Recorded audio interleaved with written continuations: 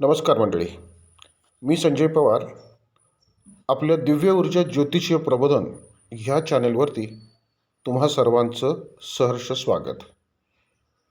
ओम नमो आदेश. नमस्कार मंडळी, मी संजय पवार.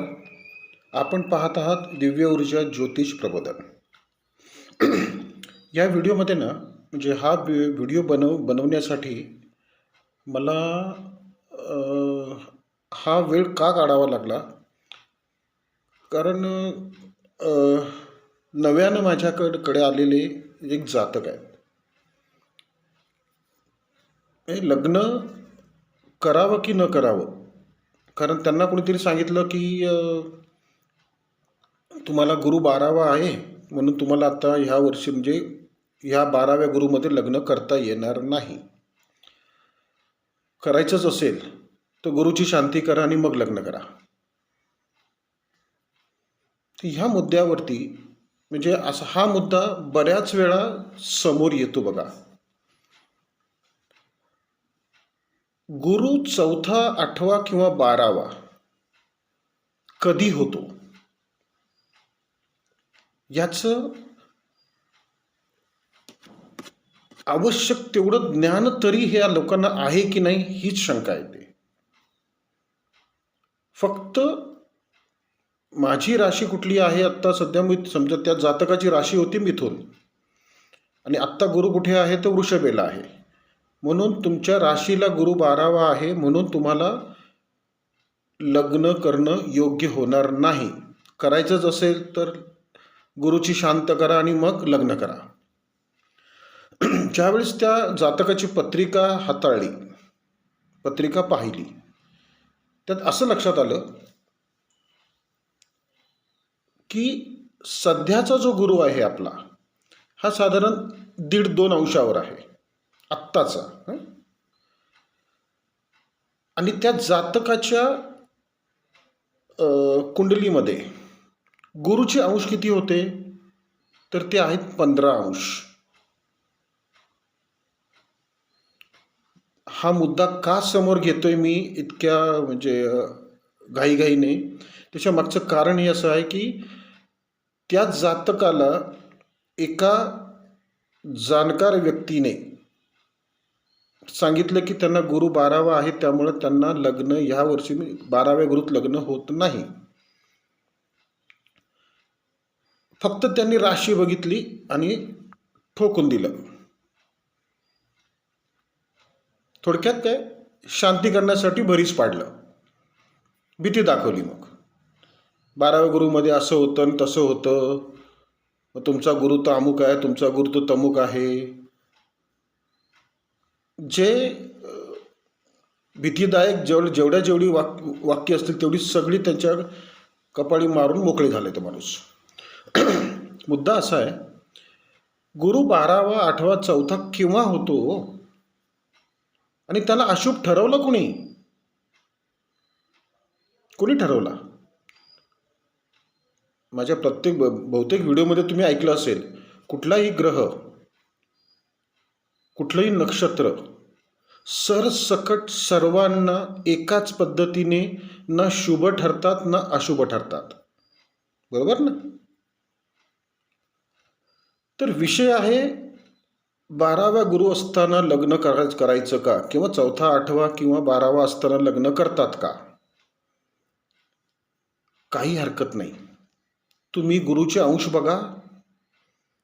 12वा गुरु कधी होतो त्या पर्टिक्युलर पत्रिकेला 12वा गुरु कधी होईल? ज्या वेळेस वर्तमानातला गुरु त्याच्या मूळ जन्माच्या वेळेसच्या गुरुच्या अंशापर्यंत जाईल, ते अंश तो ओलांडेल, त्यावेळेस तो 12वा होईल की नाही? हे बेसिक आहे ना ज्योतिषशास्त्रामधलं. किंवा जर गुरु आणि चंद्राचे अंश या दोघां अंशापैकी जर चंद्राचे अंश कमी असतील, तर समजा चंद्राचे अंश, आता यांच्या पत्रिकेमध्ये चंद्राचे अंश 7 अंशावर चंद्र होता, 7 अंशावर होता, म्हणजे नक्की सांगता येणार नाही मला, पण गुरु 15 अंशावर होता. तर मुद्दा सांगायचा असा की एकतर जे कमी अंश आहेत चंद्राचे किंवा गुरुचे ते कन्सिडर करून तेवढ्या अंशाला ओलांडेपर्यंत गुरु तेवढाच असतो, 11वाच असतो, 7वाच असतो किंवा 3राच असतो. तो 4था, 8वा किंवा 12वा होत नाही.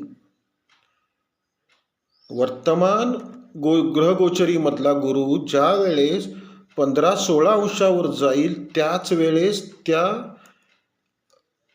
जातकाला, म्हणजे आता सध्या गुरु कुठे आहे तर तो वृषभ राशीला आहे आत्ताचा गुरु.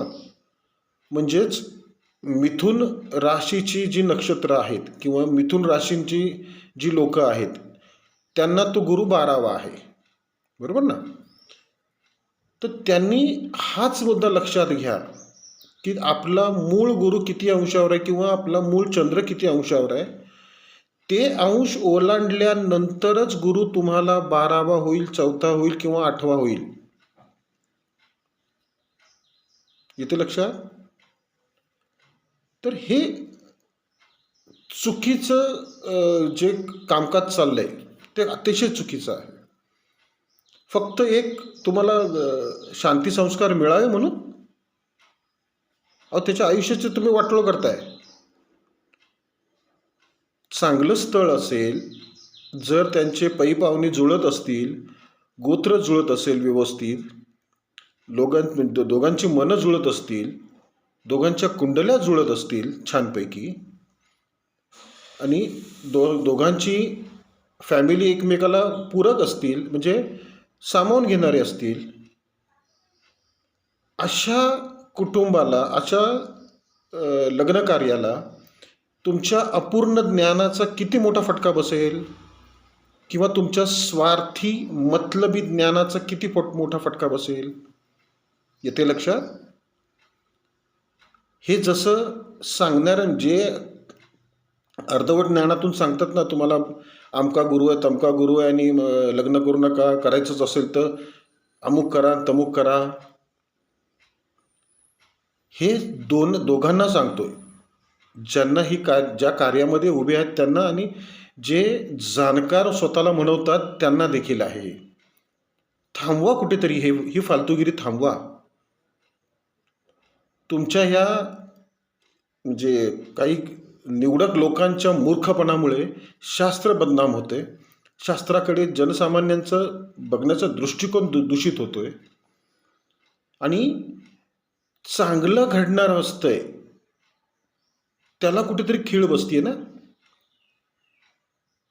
आयुष्यभर त्याच्या मनामध्ये खंत राहणार, सगळं चांगलं होतं राव, झालं असतं पण काय 12वा गुरु होता, गुरुजींनी सांगितलं म्हणून ते आम्ही टाळलं. मुद्दा लक्षात येतोय. हाच मुद्दा मला म्हणजे गेल्या योगायोगाने गेल्या 2-3 दिवसामध्ये जी लोक समोर आली जातात कुंडल्या घेऊन, त्याच्यातले दोघांनी तर ह्याच कारणाने मला पुन्हा म्हणजे रिकन्सिलेशन केलं माझ्याकडे की अमके गुरुजी म्हणतायत की इतकं 12वा गुरु आहे, 8वा गुरु आहे, तर लग्न होणार नाही. तर त्याच मुद्द्यावरती मी तो मुद्दा हायलाईट करण्यासाठीच हा व्हिडिओ बनवतोय. नीट शांतपणे विचार करा, गुरु 12वा, 8वा, 4था कधी होतो? जर सध्याचा गुरु, जे जातक आलं होतं त्या जातकाचा गुरु जर 1 अंशावर असता जन्माच्या वेळेस, आणि आत्ताच्या गुरुचा तर मी त्यांना योग्य तेच बोललो असतो की नाही बरोबर आहे, आत्ता गुरु 1.5 अंशाच्या पुढे आहे, म्हणजे तुमच्या मूळ गुरुच्या अंशाच्या पुढे गेलेला आहे, म्हणजे आता तो तुम्हाला 12वा झालेला आहे. मुद्दा लक्षात आला.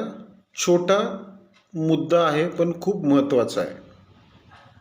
तर कृपया 4था गुरु, 8वा गुरु, 12वा गुरु म्हणून शुभ कार्य टाळण्याचं पातक माथी मारून घेऊ नका. चांगलं जर स्थळ असेल, करायचंच असेल तर शांती त्यांच्या माथी लादू नका.